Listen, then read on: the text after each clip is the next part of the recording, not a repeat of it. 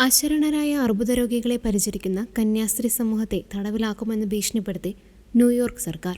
കഴിഞ്ഞ 125 വർഷമായി സൗജന്യമായി രോഗികളെ ശുശ്രൂഷിക്കുന്ന ഹൊത്തോൺ ഡൊമിനിക്കൻ സന്യാസിനികൾക്ക് നേരെയാണ് സർക്കാർ കടുത്ത നിയന്ത്രണങ്ങൾ ഏർപ്പെടുത്തിയിരിക്കുന്നത്.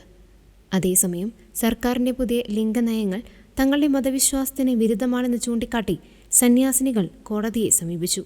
സർക്കാർ കൊണ്ടുവന്ന പുതിയ നിയമപ്രകാരം ചില നിബന്ധനകൾ പാലിക്കാൻ സന്യാസിനികൾ നിർബന്ധിതരാകുന്നു. പുരുഷന്മാരായി ജനിച്ച് പിന്നീട് സ്ത്രീകളായി മാറിയവർക്ക് സ്ത്രീകളുടെ മുറികളിൽ തന്നെ താമസം നൽകണം.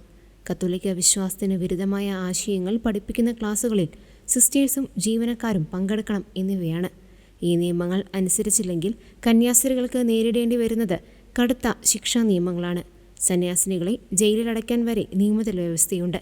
കൂടാതെ ഓരോ ദിവസവും നിയമം ലംഘിക്കുമ്പോൾ ഭീമമായ തുക പിഴയായി നൽകണം.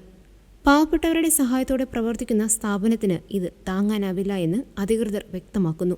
നിയമങ്ങൾ പാലിച്ചില്ലെങ്കിൽ പതിറ്റാണ്ടുകളായി നടന്നുവരുന്ന റോസറി ഹിൽ ഹോം എന്ന സ്ഥാപനത്തിന്റെ ലൈസൻസ് റദ്ദാക്കി പ്രവർത്തനം നിർത്തിവെപ്പിക്കുമെന്നും ഉത്തരവുണ്ട്. ജാതിയോ മതമോ നോക്കാതെയാണ് തങ്ങൾ രോഗികളെ ശുശ്രൂഷിക്കുന്നതെന്നും എന്നാൽ സ്വന്തം വിശ്വാസം ബലികൊടുത്ത് നിയമങ്ങൾ നടപ്പിലാക്കാൻ കഴിയില്ലെന്നും മദർ മേരി എഡ്വേർഡ് വ്യക്തമാക്കി. മറ്റു ചില മതവിഭാഗങ്ങൾക്ക് ഇത്തരം നിയമങ്ങളിൽ ഇളവ് നൽകിയ സർക്കാർ തങ്ങളെ മാത്രം ലക്ഷ്യം വയ്ക്കുന്നത് വിവേചനമാണെന്ന് ഇവർ ആരോപിക്കുന്നു. വിശ്വാസം സംരക്ഷിക്കാനും സേവനം തുടരാനും അനുവാദം നൽകണമെന്ന് ആവശ്യപ്പെട്ടാണ് സന്യാസിനികൾ ഫെഡറൽ കോടതിയിൽ ഹർജി നൽകിയിരിക്കുന്നത്. ലോകമെമ്പാടുമുള്ള മനുഷ്യാവകാശ പ്രവർത്തകർക്കിടയിൽ ഈ സംഭവം ഇപ്പോൾ വലിയ ചർച്ചയായി മാറിയിട്ടുണ്ട്.